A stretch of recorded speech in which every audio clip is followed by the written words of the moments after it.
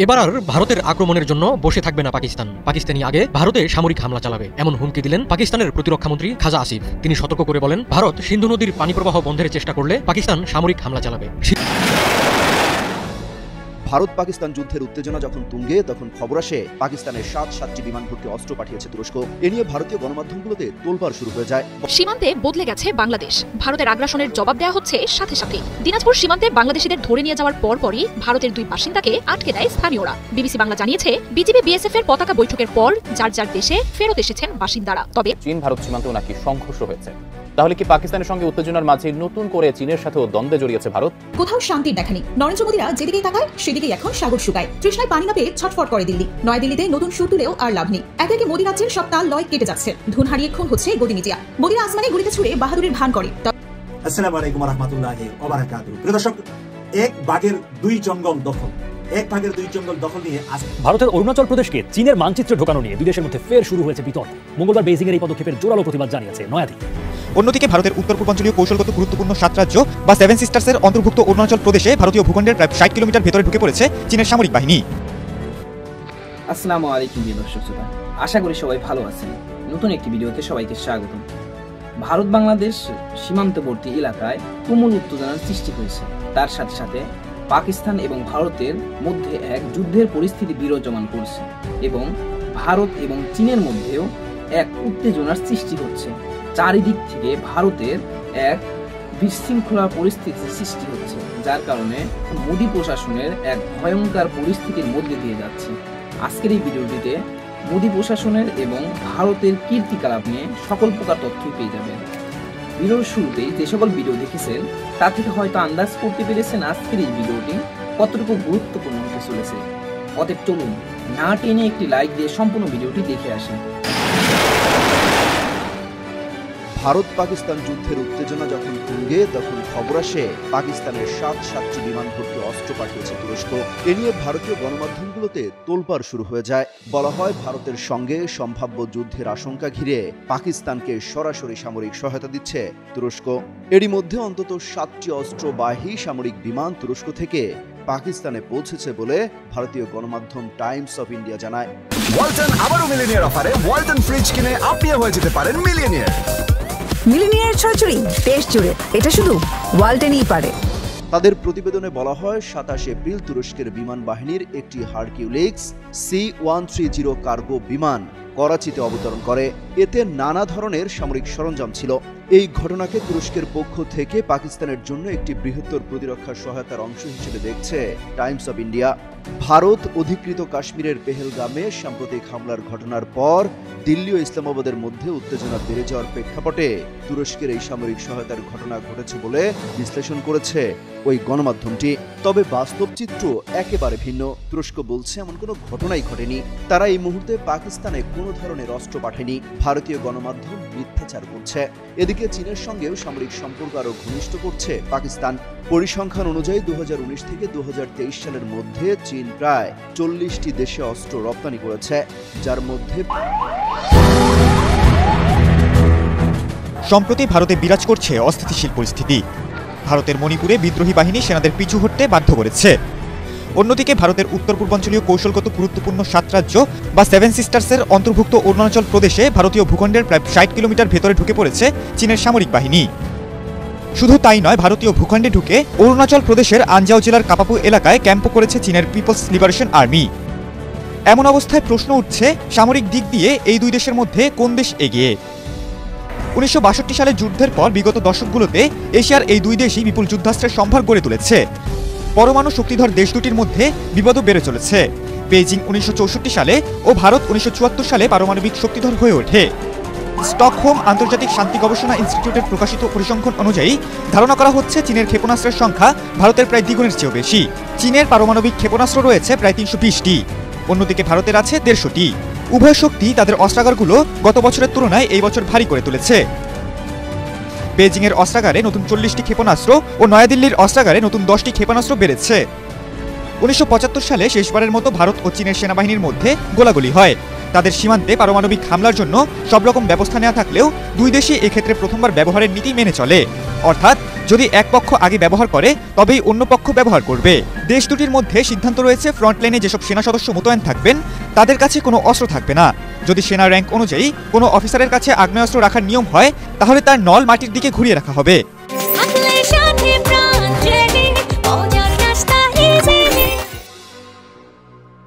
বেলফার সেন্টারের প্রকাশিত গবেষণায় দেখা গেছে চীনের সঙ্গে লড়াইয়ের জন্য ভারতের প্রায় 270 যুদ্ধ বিমান ও 68টি স্থল আক্রমণ বিমান আছে। এক সমীক্ষায় বলা হয়েছে ভারতের সীমান্ত থেকে চীনা সীমান্তের নিকটবর্তী ছোট ছোট বিমান ঘাঁটিগুলো তৈরি রাখা হয়েছে, যাতে করে ভারতীয় সেনারা সেখান থেকে বিমান চালাতে ও অস্ত্র সরবরাহ করতে পারে। বেলফার সমীক্ষার মতে চীনের 157টি যুদ্ধ বিমান ও ওই সীমান্ত অঞ্চলে স্থল আক্রমণের জন্য ছোট বিমানবহর রয়েছে। সমীক্ষাটি বলছে চীনের পিপলস লিবারেশন আর্মি এয়ারফোর্স এই অঞ্চলে 8টি ঘাঁটি গড়ে তুলেছে। বেলফোর সমীক্ষাটি আরও বলছে ভারতীয় বিমান বাহিনী তাদের মিরাজ 2000 ও সুখোই S-30 যুদ্ধ বিমানগুলোর জন্য এই অঞ্চলে সুবিধা পাবে। ইন্ডিয়ান মিরাজ 100 ও S-30 যুদ্ধ বিমানগুলো সব আবহাওয়ায় আঘাত হানতে সক্ষম। অন্যদিকে এই অঞ্চলে চীনা ZJ-10, Z-11 ও S-27 এর মধ্যে কেবল J-10 সব আবহাওয়ায় আঘাত হানতে সক্ষম। CNN এর প্রতিবেদনে বলা হয়েছে ভারত অতীত অভিজ্ঞতার দিক থেকে শক্তিশালী। সাম্প্রতিক সময়ে সীমিত পরিসরে কাশ্মীরের মতো সীমান্ত অঞ্চলে পাকিস্তানের সঙ্গে সংঘাতে জড়ানোর অভিজ্ঞতা নয়াদিল্লির আছে। অন্যদিকে PLA 1979 সালে ভিয়েতনামের সঙ্গে সংঘাতের পর থেকে এই ধরনের লড়াইয়ের তেমন কোনো অভিজ্ঞতা নেই। সেনা সদস্যের দিক থেকে 138 দেশের মধ্যে PRW সূচকে তৃতীয় অবস্থানে আছে চীন।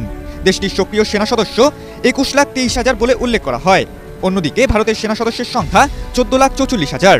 রিজার্ভ সেনা সংখ্যার দিক থেকে চীনের থেকে এগিয়ে আছে ভারত। ভারতের রিজার্ভ সেনা রয়েছে 21 লাখ, বিপরীতে চীনের রয়েছে 5,10,000। চীনের কাছে আধুনিক যুদ্ধাস্ত্র থাকলেও সাম্প্রতিক সময়ে যুক্তরাষ্ট্র ও পশ্চিমের মিত্র দেশগুলোর সঙ্গে সম্পর্ক জোরদার করেছে ভারত। যুক্তরাষ্ট্র, জাপান, ফ্রান্স ও অস্ট্রেলিয়ার মতো দেশগুলোর সঙ্গে ভারত যৌথ সামরিক অভিযানে অংশ নেয়। অন্যদিকে পাকিস্তান ও রাশিয়া ছাড়া অন্য দেশের সঙ্গে চীনের সম্পর্ক রয়েছে স্বল্প পরিসরে। খালিদুল ইসলাম তানভীর, ATN। আসসালামু আলাইকুম ওয়া রাহমাতুল্লাহি ওয়া বারাকাতুহু। প্রিয় দর্শক, এক ভাগের দুই জঙ্গল দখল, এক ভাগের দুই জঙ্গল দখল নিয়ে আজকের আলোচনা। ভাগ তো নয়, সেটা হলো তুরস্কের প্রেসিডেন্ট এরদোয়ান দুটি জায়গায় এটি টাইম যুদ্ধে অংশগ্রহণের জন্য ঘোষণা দিয়েছে। একটা হলো ইসরায়েলের বিরুদ্ধে, আরেকটা হলো ভারতের বিরুদ্ধে। তাহলে এক ভাগের দুই জঙ্গল দখল নিয়ে আজকের আলোচনা। আজকের আলোচনার মধ্যে গুরুত্বপূর্ণ আলোচনা হলো সিরিয়ার রাজপ্রাসাদের সামনে ইসরায়েল বোমা ফেলিয়েছে এবং আতঙ্কগ্রস্ত করে ফেলেছে সিরিয়ার নতুন সরকারকে। বাংলাদেশের মতন অন্তর্বর্তীকালীন সরকার চলছে সিরিয়াতে আসাদ পালিয়ে যাওয়ার পরে। আর সেই সিরিয়াতে যখন ইসরায়েল উত্তপ্ত করছে তখনই এরদোয়ানের স্পেশাল ফোর্স সিরিয়ার পক্ষে গিয়ে অ্যাটাক করেছে ইসরায়েলের বিমানকে। যখনই ইসরায়েলের বিমান দেখতে পেয়েছে যে এবার তুরস্কের বিমান গিয়ে ওখানে পৌঁছেছে, তখন তারা পালিয়ে চলে গিয়েছে সিরিয়া থেকে। প্রিয় দর্শক, এই সিরিয়ার মধ্য দিয়ে শুধুমাত্র পারবে গাজাকে নিয়ন্ত্রণ করতে এরদোয়ান। আর সেই কারণে সিরিয়ার খুবই দরকার এরদোয়ানের। আর বর্তমান সিরিয়ার যে সরকারটি আছে এটা এরদোয়ানের শক্তির মাঝেই তারা দাঁড়িয়ে আছে এবং তুরস্কের সার্বিক শক্তিতেই কিন্তু আসাদ পালিয়ে গিয়েছে এবং বর্তমান সরকারটি পরিচালিত হচ্ছে। প্রিয় দর্শক, এই হলো একটি খবর। আরেকটি খবর হলো পাকিস্তানের ভয়ে পালিয়ে গিয়েছে ভারতের 4টি যুদ্ধ বিমান। এর মধ্যে আপনারা নিউজটি জেনেছেন যে সেখানে পাকিস্তানের এই ধাক্কা খাওয়ার পরে তাদের বিমান বাহিনীর সেকেন্ড ইন কমান্ডারকে তারা বহিষ্কার করেছে। শুধু বিমান বাহিনীর সেকেন্ড ইন কমান্ডারই নয়, একজন সেনা অফিসারকে নতুন করে বহিষ্কার করেছে ভারত। কেন বহিষ্কার করেছে? সেই সেনা অফিসার বলেছে যে আগে দিল্লিকে প্রমাণ দিতে হবে যে 26 জন মানুষ মারা গেছে, এটা পাকিস্তানি মেরেছে। এই বিষয় প্রমাণ যদি না দেওয়া হয় তাহলে এই যুদ্ধ আমি করব না। কারণ হলো এই যুদ্ধের ভিতরে অনেক ক্ষয়ক্ষতি হবে, অনেক মানুষ মারা যাবে। এই সকল ক্ষয়ক্ষতির দায় দায়িত্ব কে নেবে? শুধুমাত্র কি মোদী সরকারের রাজনৈতিক ফায়দা লুটার জন্য আমরা এই রক্তপাতের ব্যবস্থা করব? সেই কথাটি বলেছেন ভারতের একজন গুরুত্বপূর্ণ সেনা অফিসার, যাকে বহিষ্কার করে এখন গ্রেফতার করেছে ভারত। তার সম্পর্কে বিস্তারিতটা আপনাদের সামনে এখন আমি তুলে ধরছি। ভারতের সেনা commander lieutenant general MB Sudhindra Kumar তাকে বরখাস্ত করা হয়েছে, তদন্তের আওতায় আনা হয়েছে এবং গ্রেফতার করা হয়েছে শুধুমাত্র কারণ তিনি পাকিস্তানে জড়িয়ে পড়া পহেলগাম ঘটনার বিষয়ে ভারতের সরকারি বর্ণনাকে মেনে নিতে অস্বীকার করেছেন। ভারত যা বলছে তা তিনি অস্বীকার করেছেন, এই জন্য তাকে গ্রেফতার করেছেন। তিনি পহেলগাম ঘটনাটিকে ভারতের অভ্যন্তরীণ বিষয় হিসেবে ঘোষণা করেন। তিনি সেটাকে ভারতের আভ্যন্তরীণ বিষয়, এখানে পাকিস্তানের কোনো বিষয় না। আর পাকিস্তানকে এখানে এভাবে মৌখিক দায়ী করলে হবে না, বাস্তবে পাকিস্তান এখানে কতটুকু জড়িত তা প্রমাণ কেন ভারত সরকার দিচ্ছে না, এই কথা বলার কারণে তাকে বহিষ্কার করে গ্রেফতার করেছে। তিনি বলেন পাকিস্তানের বিরুদ্ধে প্রতিশোধমূলক কোনো ব্যবস্থা পরিকল্পনা করবেন না যতক্ষণ না অভিযোগগুলো সত্য ও সঠিক প্রমাণিত না হয়। তিনি এই অভিযোগগুলো সঠিক এবং সত্য প্রমাণিত না হলে না করতে বলেছেন। এই ঘটনায় বিশ্বব্যাপী ভারতের কুৎসিত চেহারা প্রকাশ পায়। মোদি চাইলে কোটি কোটি মুসলমানকে ভারত থেকে বিতাড়িত করতে, কাশ্মীরকে পুরো দখল করতে, নিজেরা পেহেলগাম আকাম করে পাকিস্তানের ঘাড়ে দায় দিয়ে যুদ্ধের নামে রাজনৈতিক ফায়দা নিতে চায় মোদি। প্রদর্শক কে বলেছেন? যে বলেছেন যে সেনা অফিসার, তাকে আপনারা এখন আমি তার ফেসটা আপনাদেরকে একটু দেখাবো, যে সে আমার ক্যামেরাতে আছে, আপনারা দেখতে পাচ্ছেন যে তাকে। এই হলো সেই অফিসার যাকে বহিষ্কার করেছেন ভারত। কেন বহিষ্কার করেছেন? তিনি বলছেন যে পাকিস্তান যে করেছে এই কাজটা তার প্রমাণ আগে ভারত আমাদেরকে দিতে হবে, সেনাবাহিনীকে দিতে হবে। বিনা প্রমাণে কেন আমরা মোদির শুধু একা ফায়দার জন্য এখানে লক্ষ লক্ষ মানুষের জীবন যাবে যে যুদ্ধে, সেই যুদ্ধে জড়াবো। প্রিয় দর্শক, এখন কেন নরেন্দ্র মোদী যুদ্ধের কথা গত 23 তারিখ থেকে বলতে বলতে আজ পর্যন্ত যুদ্ধে নামতে পারছে না? এত বড় পরাজয়, প্রায় 10 দিন পার হয়ে যাচ্ছে, এখনো কেন যুদ্ধ করতে পারছে না নরেন্দ্র মোদী পাকিস্তানের সাথে? এক পা আগালে কেন 3 পা পিছাচ্ছেন নরেন্দ্র মোদী? এই বিষয়টা নিয়ে একটু কথা বলবো আপনাদের সাথে। প্রিয় দর্শক, পাকিস্তানের পাশে যখন এরদোয়ান সর্বশক্তি দিয়ে দাঁড়িয়েছে এবং এরদোয়ান কি কি অস্ত্র দিয়েছে পাকিস্তানকে, সেই তথ্য চলে গেছে ভারতের কাছে। এখন যত কিছুই করুক নরেন্দ্র মোদী, এখন এরদোয়ানের অস্ত্রের সামনে তাদের কোনো অস্ত্র নাই দাঁড় করানোর মতো। প্রত্যেকটা দিন নতুন নতুন অস্ত্র দিচ্ছে এরদোয়ান, যেগুলা বিশ্বের অনেকের কাছে নয়, শুধু নতুন হিসাবে বিশ্ববাসীর কাছে পরিচিত। এমন শক্তিশালী অস্ত্র এরদোয়ান পাঠাচ্ছে পাকিস্তানে। অপরদিকে চায়নার সেনাবাহিনীর ঊর্ধ্বতন কর্মকর্তা, বিমান বাহিনী, নৌবাহিনীর ঊর্ধ্বতন কর্মকর্তারা এখন পাকিস্তানে অবস্থান করছেন। পাকিস্তানের ঊর্ধ্বতন কর্মকর্তাদের সাথে সব করছেন, বৈঠকে বসছেন, রুটম্যাপ করছেন কিভাবে ভারতকে কোন দিক থেকে, কোখান থেকে অ্যাটাক করা হবে এবং কি কি ভাবে প্রতিশোধগুলা নেওয়া হবে। আর সবসময় এখন পাকিস্তান বলে আসছে, আমরা প্রতিশোধ নেব, আমরা শুরু করব না। যুদ্ধটা শুরু করবে ভারত, চেষ্টা করব আমরা। তার মানে ভারত শুরু করবে, বিজয়ের পতাকা আমরা উড়াবো। পাকিস্তানের এই সরাসরি ডিক্লারের কাছে থরথর করে কাঁপছে নরেন্দ্র মোদীর পুরা প্রশাসন, পুরা বাহিনী এখন বঙ্গুর হয়ে পড়েছে ভারতে। প্রিয় দর্শক, অপরদিকে দেখেন যে ভারতের কোনো মিডিয়া পাকিস্তানে চলতে পারছে না। পাকিস্তানের কোনো মিডিয়া নিউজ ভারতে নাই। কোনো ফেসবুক, ইউটিউব, টিকটক, কোনো কিছু পাকিস্তানের কোনো কিছু ভারতে চলছে না, আর ভারতেরও কোনো কিছু পাকিস্তানে চলতে দিচ্ছে না। এই মুহূর্তে, এই সময়ে ভারত পাকিস্তানের এই খুব কঠিন মুহূর্তে ভারতের একমাত্র বন্ধু হলো ইসরায়েল। ইসরায়েলের উপরই ভারতের আশা এবং ভরসা। কিন্তু ইসরায়েল নিজের ঘরে যখন আগুন লেগে গেছে, তখন এরদোয়ান আজকে বলেছে যে ইসরায়েলকে, আরেকবার যদি তোমার কোনো বিমান সিরিয়ার আকাশে উড়ে, তাহলে তোমার সেই বিমানটি আর ফেরত যাবে না। এবং এই কথা যেরকম এরদোয়ান বলেছে, সেরকম আবার ইসরায়েলের নেতানিয়াহু বলেছে, তুরস্ককে হুমকি দিয়েছে। প্রিয় দর্শক, ইতিহাসের কোনো হিস্টোরি নাই তুরস্কের পরাজয়ের। ইতিহাস বলে তুরস্ক যেখানে যায় সেখানে বিজয়ী হয়। তুরস্কের কোনো পরাজয়ের সংবাদ নাই। আমেরিকার পরাজয়ের সংবাদ আছে, রাশিয়ার পরাজয়ের সংবাদ আছে, কিন্তু তুরস্কের পরাজয়ের সংবাদ নাই। সেজন্য চিন্তিত এখন ইসরায়েল, যে এখন যদি তুর্কির মুখোমুখি করতে হয় ইসরায়েলকে, একদিকে হুতি, হামাস, তারপরে অনেকগুলা গ্রুপ যেখানে যুদ্ধ করছে ইসরায়েলের সাথে, তখন যদি এরদোয়ানের মুখোমুখি হতে হয়, তাহলে ইসরায়েলের জন্য বিরাট এখন সময়, দুঃসময় হিসাবে ইসরায়েল চিন্তা করছে। অপরদিকে ইসরায়েলকে যদি এখানে অ্যাটাক করে এরদোয়ান, তাহলে ভারতকে ইসরায়েল কিভাবে সাহায্য করবে? নিজের ঘর সামলাবে না অন্যের ঘরে গিয়ে পানি ডালবে? তাহলে ইসরায়েলে একমাত্র ভারতের পাশে ছিল, সেই ইসরায়েল এখন ভারতের পাশে নাই বলে নরেন্দ্র মোদী বুঝতে পেরেছে, বা থাকলেও কোনো কাজে না এসে উল্টু মানে তার উপর ভরসা করে ভারত যা চিন্তা করবে, আশা করবে, এই ভরসা সব বেচতে যাবে যুদ্ধ লেগে গেলে। আর আমেরিকা কোনো কিছু বলছে না, সিওরিটি দিচ্ছে না। কি করবে? আমেরিকা কিছু অস্ত্র বিক্রি করবে ভারতের কাছে, যে পাকিস্তানের এই অস্ত্রের বিকল্প হিসাবে আমার কাছ থেকে তুমি এই অস্ত্র নেবে। যাদের টয়লেট করার মতো টয়লেট নাই, মানে পানি ব্যবহার করার মতন টয়লেটে পানির ব্যবস্থা নাই, যে ভারতের কোটি কোটি মানুষের, সেই ভারত এরদোয়ানের অস্ত্রের কাছে আর চায়নার প্রযুক্তির কাছে, অর্থের কাছে, চায়নার অর্থ দিয়ে এখন পৃথিবীর অর্ধেক কিনে ফেলেছে, আর বাকি অর্ধেক যে কোনো সময় চায়না কিনে ফেলতে পারবে। সেই চায়নার সাথে কিভাবে নামবে? আর অপরদিকে বাংলাদেশের জেনারেল ফজলুর রহমান স্যার আরেক ঘোষণা দিয়ে ভারতের ঘুম হারাম করে দিয়েছে।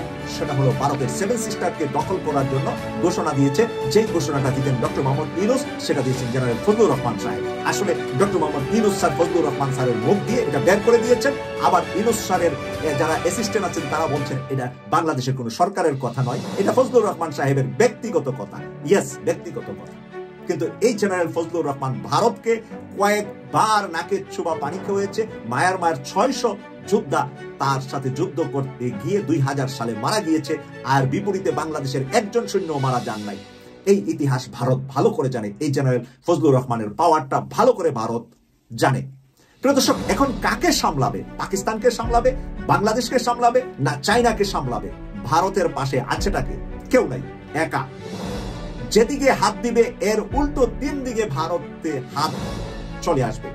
সেই কারণে ভারত এখন কোনোভাবেই পাকিস্তানের সাথে যুদ্ধের জন্য এক পা আগাতে পারছে না। এক পা আগালে তার 2 পা পিছিয়ে আসতে হয়। তার নিজের দেশে এখন তার কোনো বাহিনীকে কন্ট্রোলে আনতে পারতেছে না, তার কোনো বাহিনীকে পাকিস্তানের সাথে যুদ্ধ করার জন্য সাহসী হিসাবে তৈরি করতে পারছে না। প্রিয় দর্শক, পৃথিবীতে সেনাবাহিনী অনেকের অনেক বেশি আছে, নৌবাহিনী, বিমান বাহিনী, অস্ত্র, সামঞ্জস্য সবকিছু আছে, কিন্তু যুদ্ধে তারা বারবার পরাজয় হয়। তার নাম হলো ভারত, যে বিশ্বের ভিতরে 4র্থ সেনাবাহিনী, নৌবাহিনী, সৈন্যের দিক থেকে তার স্থান 4র্থ, কিন্তু তার জীবনে বিজয় নাই। সব যুদ্ধে তার শুধু পরাজয়ের হিস্টোরি। আর 12তম অবস্থানে আছে পাকিস্তান, আর সেই পাকিস্তানের হিস্টোরিতে পরাজয় নাই, বিজয় ছাড়া। পাকিস্তান ভারতের সাথে যুদ্ধে জীবনে কখনো পরাজয় হয় নাই বা হয় না। সেই কারণে এখন পাকিস্তানের মুখোমুখি হতে ভারতের ঘুম হারাম হয়ে আছে। অপরদিকে নেতানিয়াহুর ঘুম হারাম করে দিচ্ছেন এরদোয়ান। আরেকবার যদি